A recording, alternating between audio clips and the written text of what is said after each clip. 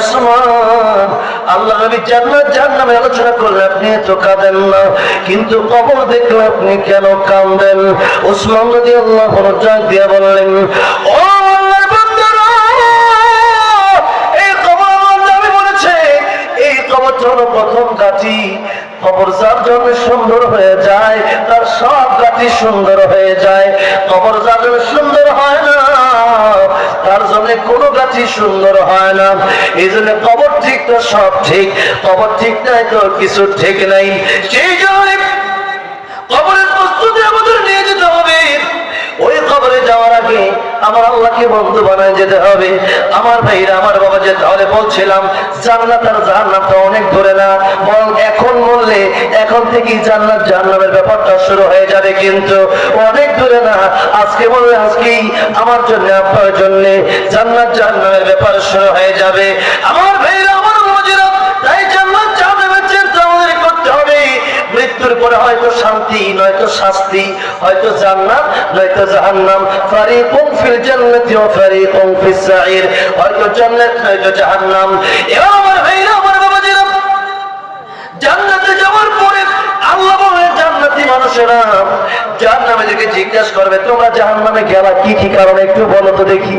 তখন জাহান্নামীরা চারটা উত্তর দিবে। এই চারটা কথা বলে আমার আলোচনা আমি শেষ করে দেব। এই চারটা কথা ভালো করে শুনে বুঝে সবাই একটু বাড়ি যাবেন। আমার ভাইরা, আমার বাবাজিরা, জান্নাতের যখন জিজ্ঞাসা করবে কি জন্য তোমরা জাহান্নামে গেলা, আল্লাহ বলেন এক নম্বরে জাহান্নামে যে উত্তরটা দেবে, আল্লাহ রাব্বুল আলামিন বললেন, ক্বালু লাম নাকু মিনাল মুসাল্লিন, নামাজ পড়ি নাই, নামাজ পড়ি নাই। নামাজ না পড়ার কারণে আজকে আমাদের জাহান্নামে আসা লাগালো।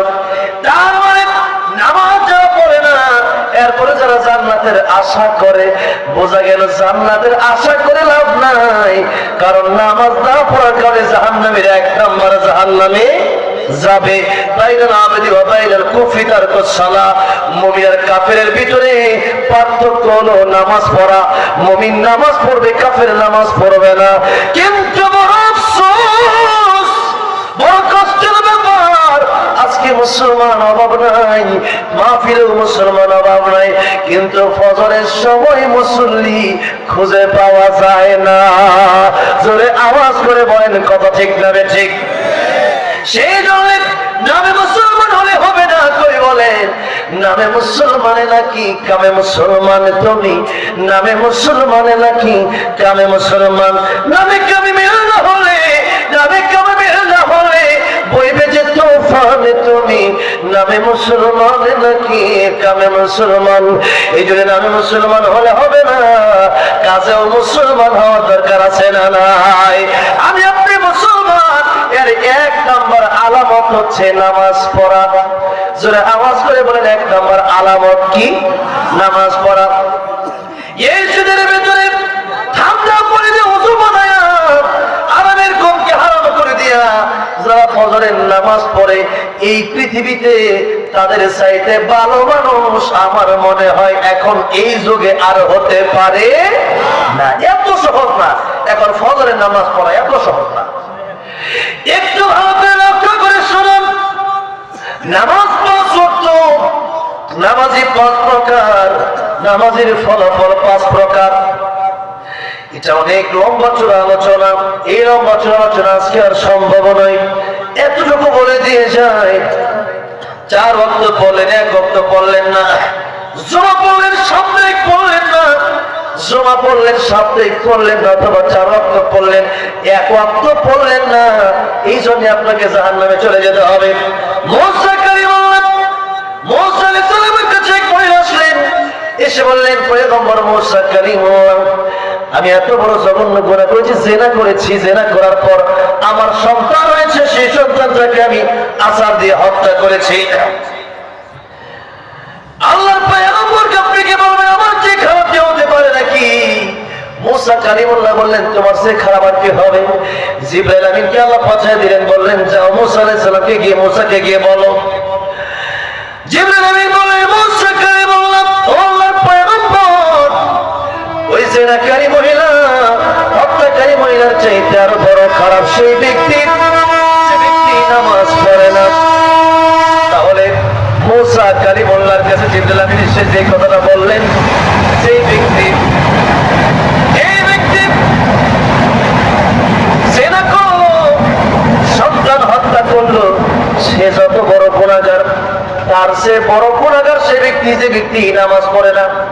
আজকে আমরা কে জেনাকে গুনাহ মনে করি, মদ পান করাকে গুনাহ মনে করি, মিথ্যা মনে করাকে গুনাহ মনে করি, সব কিছুকে গুনাহ মনে করলেও নামাজও পড়ে না, নামাজে পড়তেছে না, যে গুনাহ হচ্ছে ওইটা মনেও করে না। কথা ঠিক না ঠিক?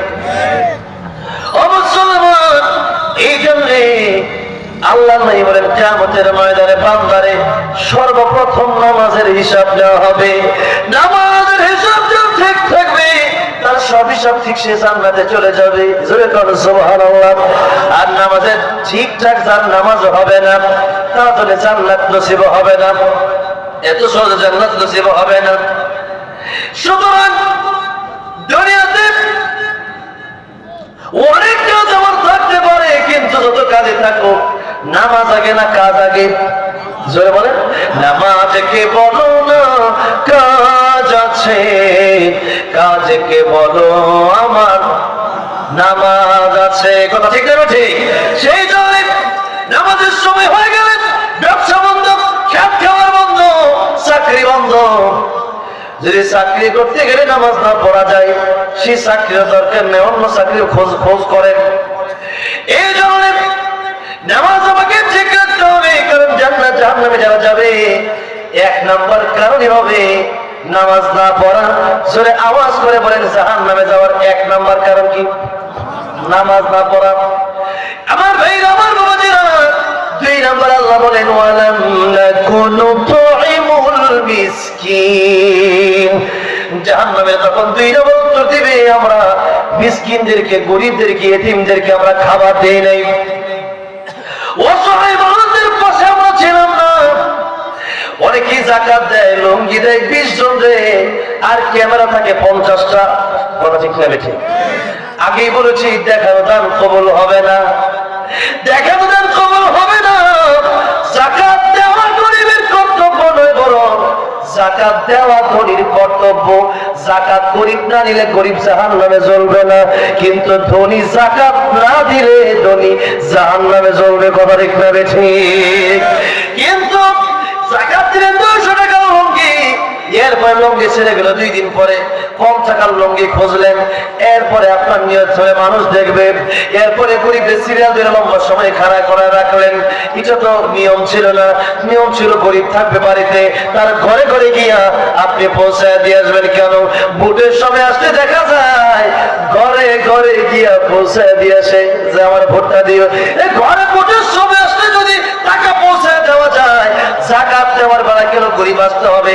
আপনার দায়িত্ব হলো গরিব না আসলেও গরিবের বাড়িতে গিয়া যাকাত আল্লাহ আপনাদের উপর ফরজ করেছে। সুতরাং ধনী যদি হন যাকাত আপনাকে দিতেই হবে। যাকাত যদি না দেন সেই সম্পদ আপনাকে সাপ হয়ে কিয়ামতের ময়দানে কামড়াবে। কথা ঠিক না ঠিক? সেই জন্য মিসকিন এতিম ও অসহায়দের পাশে আমাদের সবার দাঁড়াতে হবে।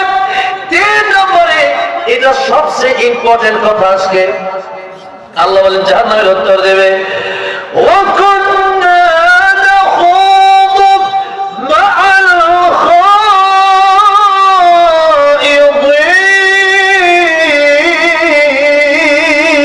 খাইদিন। 3 নম্বরে আল্লাহ বলেন জাহান্নামের উত্তর দিবে, ও এত আড্ডাকারীদের সাথে আড্ডা দিতাম, গীবত করতাম, সমালোচনা করতাম। আমাদের দেশে আজকাল গীবত আছে না নাই? একজনের বিরুদ্ধে আরেকজন বলা বলির এই বিষয়টা আমাদের বাংলাদেশে এই রূপটা জোরে কম না বেশি? অমুক ভালো না, তমুক ভালো না। আরে ভাই, অমুক ভালো, তমুক ভালো না। বাবাজি, একটা বিষয় ভালো করে, একটা ছোট্ট ঘটনা বলে আমার আলোচনাটা আমি শেষ করে দেব। ইমাম সুফিয়ান সাউরি রাহমাতুল্লাহি আলাইহি তার খাদেমকে ডাকলেন, খাদেমকে ডেকে বললেন, খাদেম শোনো, কিছু হাদিয়া তোহফা তোমার আমি দিলাম, এই হাদিয়া তোহফা তুমি ওই লোককে দিয়ে আসবা যে আমার বিরুদ্ধে গীবত করে। তিনি বললেন, হুজুর, এই গীবত যেটা আপনার বিরুদ্ধে সে ব্যক্তি গীবত করে, আপনার বিরুদ্ধে এলাকার মানুষের কাছে দুর্নাম করে, বদনাম করে, এরপরে আপনি তাকে কেন হাদিয়াটা দিলেন? হুজুর ডেকে বললেন, খাদেম, এই হাদিয়া তো তারে দেব, কারণ সে ব্যক্তি ব্যক্তি আমার যত উপকার করলো, আমার মা বাবা আমার তত বড় উপকার করলো না, কারণ কিয়ামতের ময়দানে এত আপন মা বাবা আমাকে একটা নেকি হয়তো দিবে না। কিন্তু যে ব্যক্তি আমার বিরুদ্ধে গীবত করে, নবী বলেছেন কোন ব্যক্তি যদি কারো বিরুদ্ধে গীবত করে, সে ব্যক্তি তার নেক আমল তার দিয়া দেয়। যে ব্যক্তি গীবত করলো, যার বিরুদ্ধে গীবত করলো, সে ব্যক্তির নেক আমল তারটা দিয়ে দিল। তার মানে একজন নামাজ পড়লো, আমার বিরুদ্ধে গীবত করলো, তার নামাজ সে তার জন্য পড়লো না, বরং নামাজটা পড়লো আমার জন্য। কথা ঠিক না বেশি? আর কিয়ামতের ময়দানে আল্লাহর নবী বিশ্ব নবী রাহমাতুল লিল আলামিন বলেন, কিয়ামতের ময়দানে সবচেয়ে অসহায় তারা হয়ে যাবে যারা বান্দার হক নষ্ট করবে। বান্দার হক টাকা হতে পারে, জমি হতে পারে, বান্দাকে কষ্ট দেওয়া হতে পারে, বান্দার ইজ্জত সম্মান নষ্ট করা হতে পারে।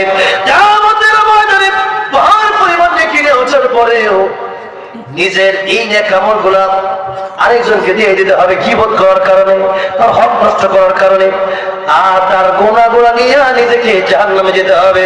তাই গীবত করার ক্ষতিটা বুঝলেন কিনা?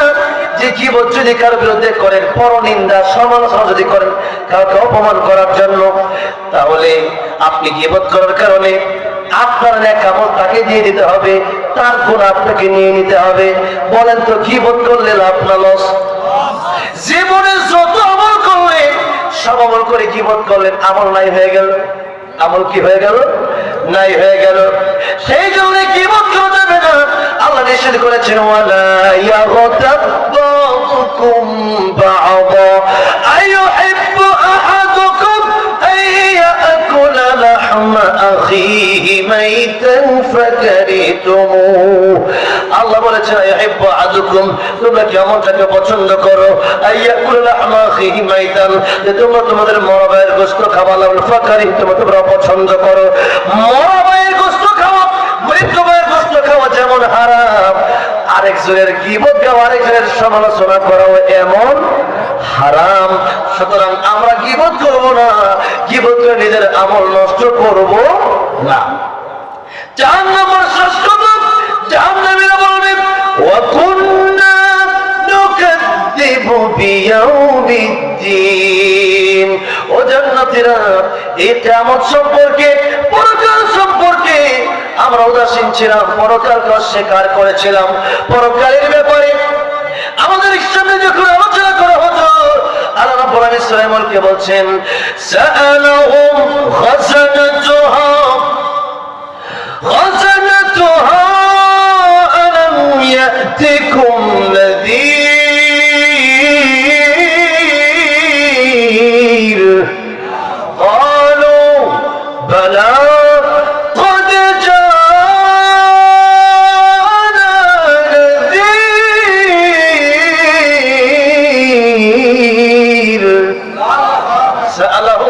করা হবে,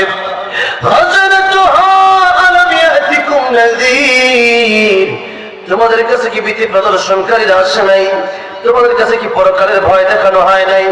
জান্নাত জাহান্নামের কথা কি তোমাদেরকে বলা হয় নাই? তখন কালো তারা বলবে, বালাহান কদ জাআনা নাযীর, এসেছিল, ভীতি প্রদর্শনকারীরা এসেছিল, ওয়াজ মাহফিল হয়েছিল, তাফসীর মাহফিল হয়েছিল, কিন্তু ফাকাযযাবনা, আমরা অস্বীকার করেছিলাম। বলেছিলাম যে হুজুরের কথা শুনলে কি আর না শুনলে কি, আলেমদের কথা শুনলে কি আর না শুনলে কি। সেদিন